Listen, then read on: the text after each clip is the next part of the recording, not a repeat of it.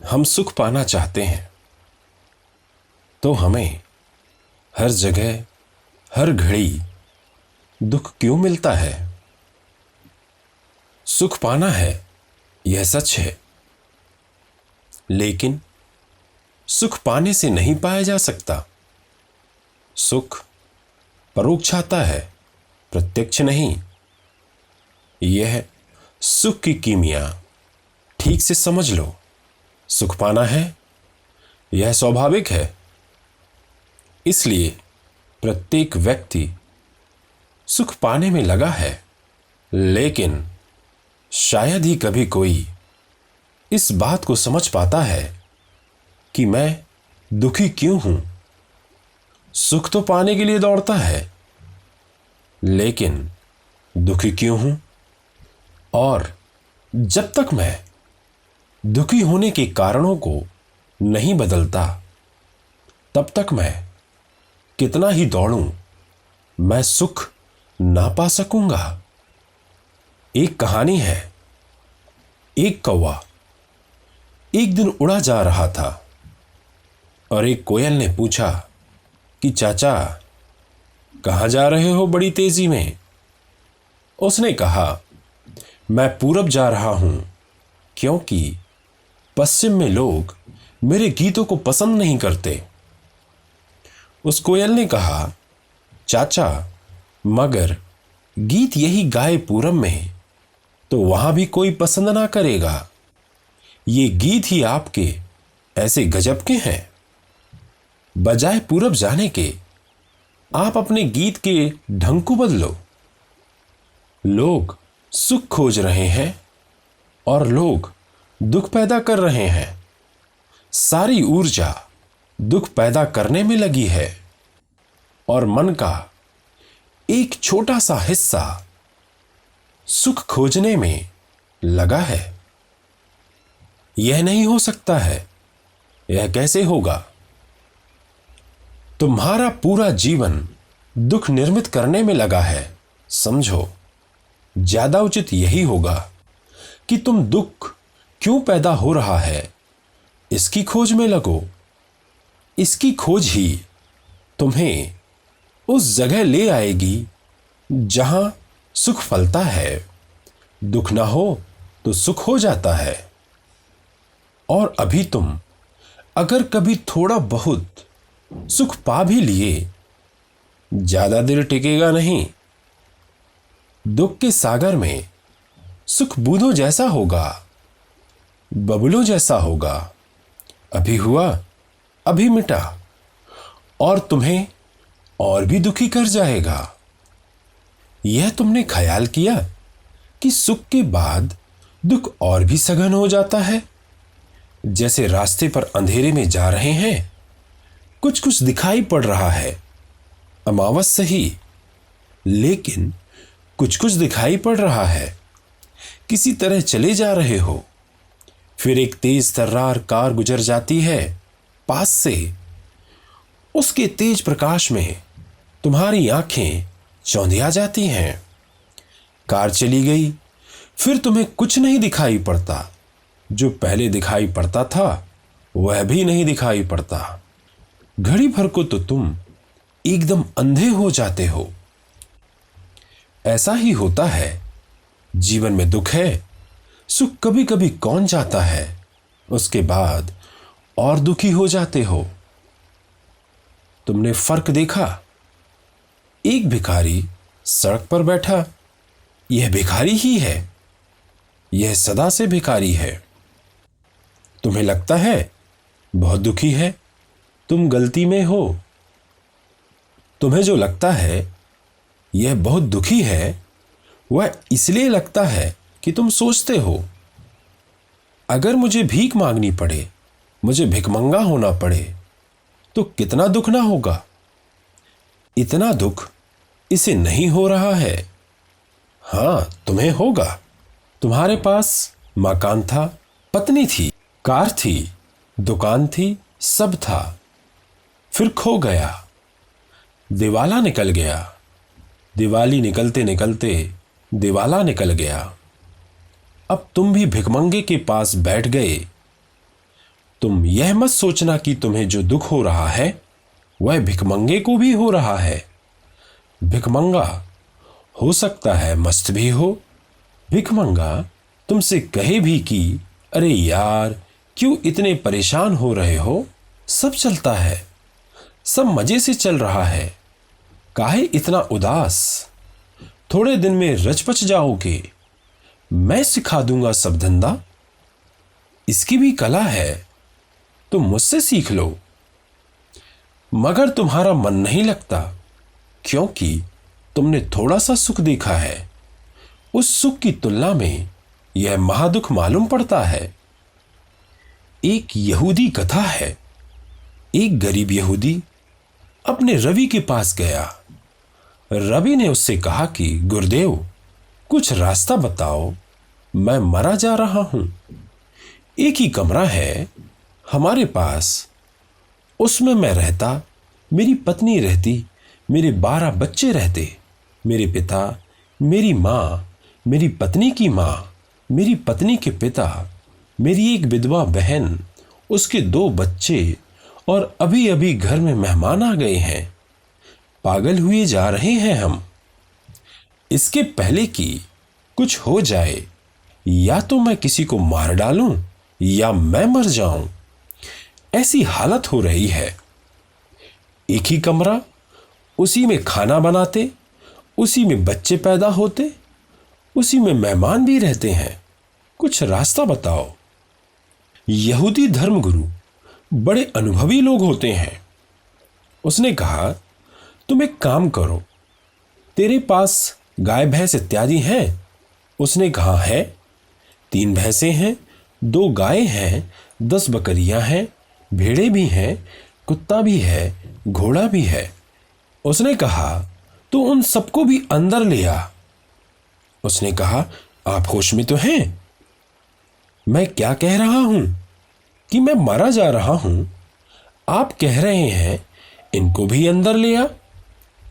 उसने कहा, तू मेरी बात मान और 7 दिन बाद आकर मुझे बताना। जब गुरु ने कहा तो कुछ राज होगा। हिम्मत तो नहीं होती यह करने की उसकी। घर जाता है, बड़ा सोचता है, पत्नी से कहता है कि हद हो गई, मैं मुसीबत लेकर गया था, महामुसीबत का रास्ता बता दिया। पत्नी ने कहा, लेकिन जब गुरु ने कहा, जैसे कि पत्नियां अक्सर गुरुओं को मानने वाली होती हैं, उसने कहा, जब गुरु ने कहा तो मानना ही पड़ेगा। अब जो भी हो 7 दिन झेल लेंगे, मगर जब कहा है तो कुछ राज होगा। तो लाना पड़ा। अब सब भैंसे और गायें और घोड़े और कुत्ते और सभी जानवर उस घर के अंदर आ गए। वहां तो जगह बैठने की भी ना रही। खड़े खड़े मुश्किल से गुजारा हो। 7 दिन तो बिल्कुल पगला गए सब। 7 दिन पूरे हुए तो भागा एकदम, गुरु के चरण पकड़ लिए और कहा कि बचाओ गुरुदेव। तब गुरु ने कहा कि अब तुम एक काम करो, वह सब जानवरों को बाहर निकाल दो। तब वह आदमी आनंद से नाच उठा कि धन्य है, ऐसा सुख मुझे कभी नहीं हुआ था, यह बात ही इतना सुख दे रही है। जाकर सभी जानवरों को उसने निकाल दिया। 5-7 दिन बाद धर्मगुरु आए वहां। उसने कहा, कहो। तब उस आदमी ने कहा, बड़ा आनंद है गुरुदेव, ऐसी सुख की राहत की सांस कभी जिंदगी में ना ली थी, और कमरा इतना बड़ा मालूम पड़ता है कि काफी जगह है। 2-4 मेहमान आ जाएं तो कोई अड़चन नहीं है। आपने भी मेरी आंखें खोल दी।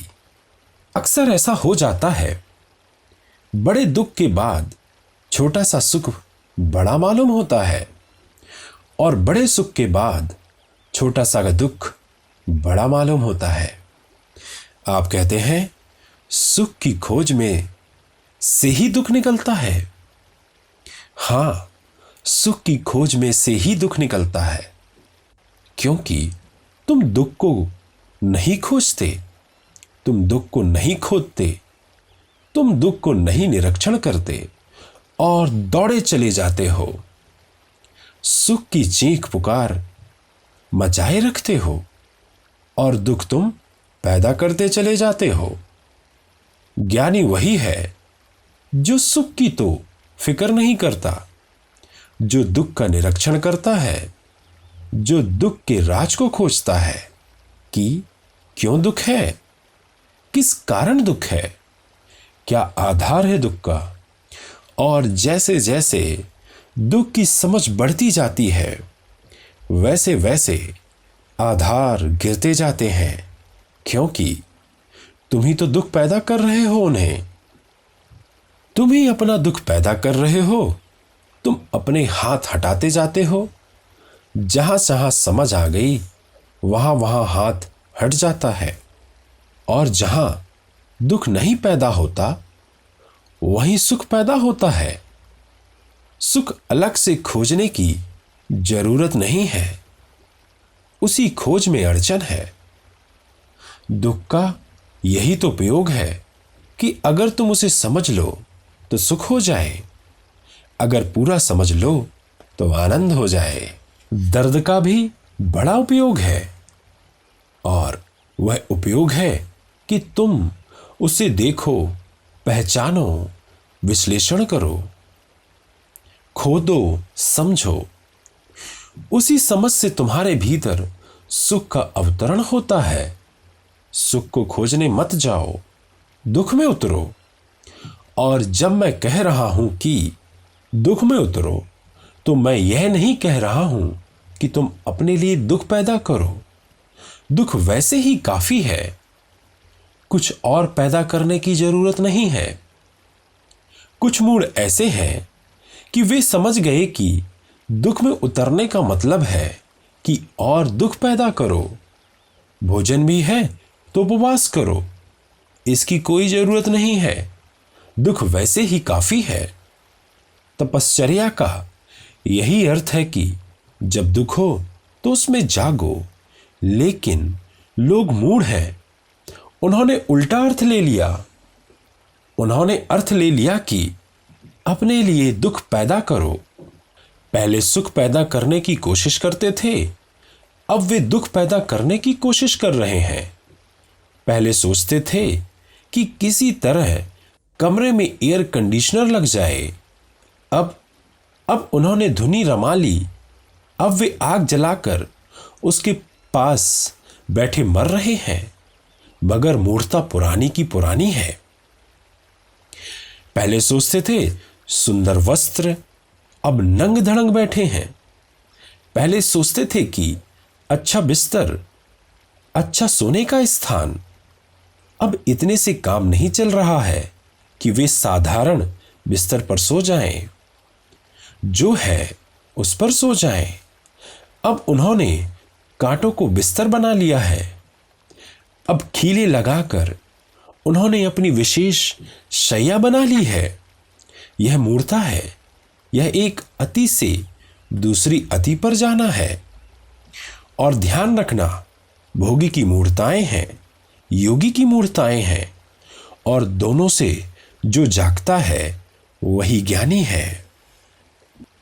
नहीं तो योगी की मूर्ता पकड़ लेती है, भोगी की मूर्ता से छूटे किसी तरह तो योगी की मूर्ता पकड़ लेती है।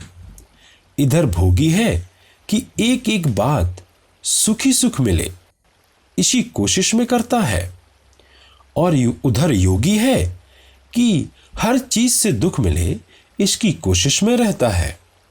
अगर रास्ता साफ सुथरा है उस पर वह ना चलेगा, जहां कांटे पड़े हैं वहां चलेगा, क्योंकि दुख तपस्वी है, तपश्चर्या करनी है। अगर वृक्ष में छाया है तो वहां ना बैठेगा, धूप में खड़ा रहेगा। पास कंबल है, ओढ़कर सो जाता, तो नदी में खड़ा है, ठंड सह रहा है।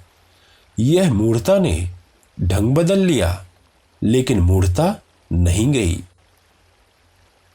तो मैं तुमसे कहता हूं, ना तो दुख पैदा करने की जरूरत है, ना सुख खोजने की जरूरत है। दुख इतना काफी है। परमात्मा ने जितना जरूरी है उतना तुम्हें दिया है, उसका उपयोग कर लो, उसको समझ लो। उसी समझ में से तुम्हें सूत्र मिल जाएंगे और उन्हीं सूत्रों से तुम्हें मुक्ति भी मिल जाएगी।